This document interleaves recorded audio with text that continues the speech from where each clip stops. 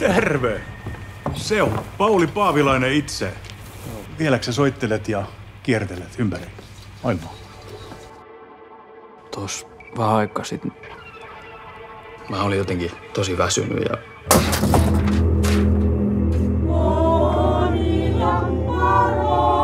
Yritin vaan niinku hiljentää sen edes hetkeksi. Kato, muistaaks mua? Oliko se Iiris? Joo. Pitäisikö koettaa soittaa jotain edes?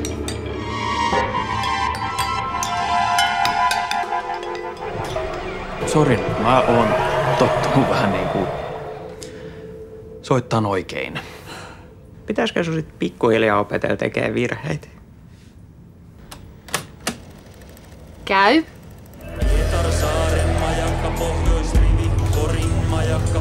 Tuohon tulee meidän nimistä, kun sellainen keksitään. Voisi tietysti tuokin olla.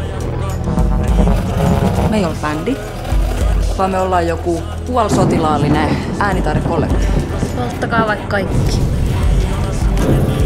Joo, hyvitti tää virhe. Millaista musiikkia te niinku tarkalleen ottaa esittäjiä? Tää on hyökkäys yleisöä vastaan. Sitä ihan oikeesti tajun, kuin pahasta mä en olasi itteni tuolla. Mikä helvetti sua vaivaa? Mä halusin tehdä jotain sellaista, mitä kukaan ei ole vielä kuullut. Jotain sellaista, millä ihmiskunta ei ole vielä valmis.